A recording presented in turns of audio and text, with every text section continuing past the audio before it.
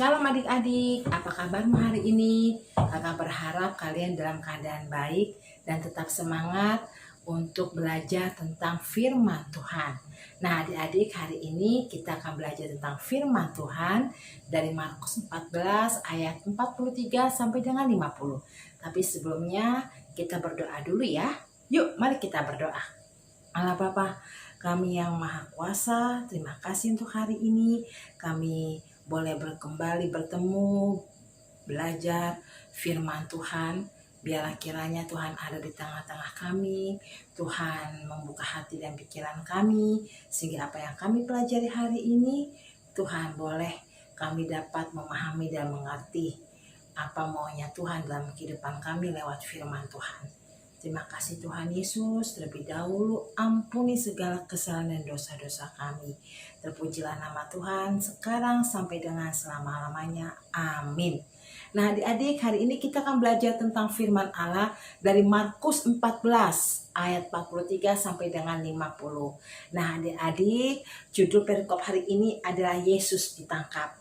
Nah adik-adik, kalau kalian mendengar kata ditangkap, apa yang ada di benak kalian?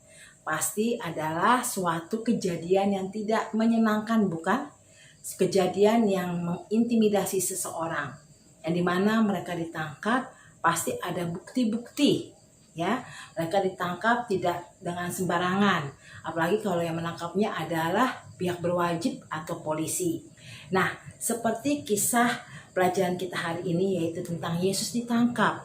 Yesus ditangkap bukan oleh polisi adik-adik, tetapi oleh imam-imam ahli Taurat, yang dimana Yesus ketika itu sedang berdoa di Taman Getsemani, ya, ditemani oleh beberapa muridnya. Kenapa Tuhan Yesus bisa ditangkap? Apa salahnya? Nah, adik-adik, kita semua sudah tahu kalau Tuhan Yesus itu tidak pernah ada kesalahan, ya. Tuhan Yesus datang ke dunia untuk mengajar firman Tuhan. Nah, adik-adik, pada saat itu ketika Tuhan Yesus mengajar firman Tuhan, ajaran Tuhan Yesus itu lebih banyak diterima oleh masyarakat pada saat itu, oleh bangsa Israel pada saat itu. Karena ajaran Tuhan Yesus itu tidak menggurui. Ajaran Yesus itu simple, sederhana, ya. Ajaran Tuhan Yesus itu tidak hanya dengan kata-kata, tapi dengan Tuhan Yesus tunjukkan dengan action, ya, yaitu dengan apa? Dengan penyembuhan, ya, dengan apa lagi? Dengan lawatan, banyak lainnya. Sehingga pada saat itu ahli-ahli Taurat dan orang Farisi tergeser kedudukannya, ajarannya kalah pamor, ya, sehingga mereka itu gondok, mereka iri, mereka dengki, mereka mulai nggak suka sama Tuhan Yesus. Ya, walaupun Tuhan Yesus sendiri adalah orang Yahudi, mereka banyak berpikir bagaimana caranya mereka untuk mengalahkan, menjatuhkan Yesus. Nah, ternyata ada jalan adik-adik, yaitu lewat siapa? Lewat salah satu muridnya, yaitu Yudas Iskariot. Dan di mana Yudas Iskariot tadi berharap ternyata dia mengikuti Yesus menjadi salah satu 12 murid Tuhan Yesus itu tidak dengan hati. Ternyata dia ada maksud tujuan. Maksud tujuannya itu akhirnya terbukti, terbuka. Karena apa? Setelah dia tahu Tuhan Yesus itu bukan raja, ya, dia berharap tadi, wah, karena Yesus banyak fansnya, banyak yang suka, banyak mengikutinya, wah, Tuhan Yesus ini jadi raja nih, jadi pengganti penguasa di zaman itu. Tapi ternyata tidak, ya. Karena kalau Yesus salah satu jadi penguasa atau raja, Yudas berharap Yudas mendapatkan salah satu posisi atau kedudukan. Tapi ternyata enggak. Dan akhirnya apa? Yudas Iskariot mau bekerja sama dengan imbalan 30 keping uang perak. Yesus dijual. Yesus ditangkap. Seperti orang-orang penjahat, ya. Pakai pentungan. Aduh, pokoknya amat sangat kasar, ya. Nah, murid-murid Tuhan Yesus kaget. Mereka waspada. Mereka berusaha melindungi Yesus, ya. Tapi Yesus tetap berusaha tenang karena dia tahu bahwa hari ini kejadian itu akan terjadi. Yesus sudah bukannya pasrah ya adik, dia tetap tenang, ya, menghadapi hal itu. Bahkan dengan sabar, dengan kasihnya, ketika salah satu muridnya yaitu Petrus hendak menghunus salah satu telinga pengawal yang menangkap Yesus, Tuhan Yesus menegur, Petrus, jangan sarungkan pedangmu, karena orang yang hidup dengan pedang akan mati dengan pedang. Nah, bayangkan ya, tapi karena sempat dihunus, telinga pengawal itu jatuh, Tuhan Yesus malah mengambilnya, mengadakan mukjizat, disambungkan kembali telinganya. Wow, sungguh luar biasa dalam keadaan terdesak ya, tapi Yesus tetap menunjukkan kasihnya. Nah, adik-adik, dalam pelajaran kita hari ini tentang Yesus ditangkap, banyak hal sekali adik-adik yang kita petik. Tapi Kak Fien mau mengajar 2 hal, yaitu 1 hal tentang kesetiaan, dimana kita yang katanya anak Tuhan, Kak Fien dengan kalian semua berharap dari kisah ini mau belajar untuk tetap setia.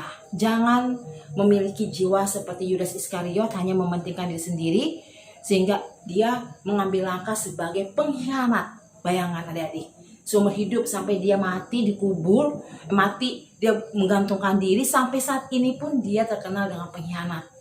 Nah, adik-adik mau gak jadi pengkhianat? Tentu dong gak mau kan? Nah, karena apa? Dia mementingkan diri sendiri, dia halalkan semua cara. Yang penting apa mauku tercapai. Nah, itu tidak boleh adik-adik ya. Bagaimana caranya adik-adik bisa mencapai cita-cita kalian? Apalagi kalian saat ini yaitu masih sebagai murid belajar sekolah. Tentu kalian belajar dengan rajin ya. Dan 1 hal, jangan lupa berdoa. Andalkan Tuhan ya, agar apa? Studimu berhasil sukses ya, meraih ranking, nilaimu bagus ya kan? Sehingga nanti kalian bisa meraih cita-cita, dapat beasiswa. Nah, nanti kalian kalau sudah masuk ke dunia kerja, ingat baik-baik, berusaha dengan kemampuan kalian. Tetap andalkan Tuhan juga. Jangan pengen kaya koruptor, pengen punya pacar merebut pacar temen, walaupun itu baru pacar, ya kan? Terus apa lagi? Banyak ya, pengen dapat nilai bagus, mencontek, waduh, bahkan memfitnah, aduh, seperti Yudas Iskariot ya. Nah, adik-adik, kakak berharap jangan. 1 hal kalian supaya bisa terhindar dari sifat seperti itu adalah apa? Berdoa. Tetap setia, rajin berdoa, minta pertolongan Roh Kudus ya, agar kalian punya hati yang takut akan Tuhan, setia kepada Tuhan apapun kondisimu. Percayalah, doa tidak mengkhianati hasil, doa tidak pernah berbohong, doa pasti dijawab oleh Tuhan. Yang kedua apa? Yaitu kasih dalam bentuk pengampunan. Seperti Tuhan Yesus, walaupun dia ditangkap, Tuhan Yesus tidak berontak, Tuhan Yesus tidak marah, walaupun dia punya kuasa untuk membebaskan diri, ya kan? Dia bisa aja memanggil malaikat-malaikat Tuhan, tapi dia tidak mau, karena dia mau menggenapi apa yang sudah Tuhan mau lakukan. Nah, dengan buktinya apa? Yaitu tadi, telinga yang terluka itu disembuhkan Tuhan Yesus. Nah, mau gak adik-adik seperti Tuhan Yesus? Mau mengampuni, itu susah ya adik-adik. Kita sudah dilukai, disakiti, pengampunan tanpa pembalasan. Nah, itu bisa dimampukan adik-adik. Dengan apa? Dengan melibatkan Tuhan lagi, yaitu berdoa. Minta apa? Minta sama Tuhan biar Roh Kudus memampukan kita untuk punya hati mau mengasihi ya. Nah, karena apa? Kalau kita katanya notabene anak Tuhan, kita harus punya kasih. Salah satunya itu mengampuni.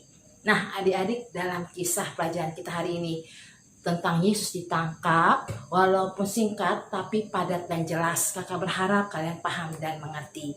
Semoga pelajaran hari ini banyak manfaat buat kalian ya. Nah, terima kasih adik-adik untuk semua untuk hari ini. Sebelum kita tutup, yuk kita berdoa. Mari kita berdoa. Tuhan Yesus, terima kasih untuk hari ini. Kami bersyukur sekali Tuhan, karena dalam keadaan apapun kami masih boleh tetap belajar firman Tuhan. Tuhan, ajari kami agar kami boleh punya hati yang mau mengasihi seperti Engkau Tuhan Yesus. Ketika Tuhan Yesus mau ditangkap, Tuhan tetap menunjukkan kasih, menyembuhkan salah satu telinga pengawal yang dihunus oleh Petrus.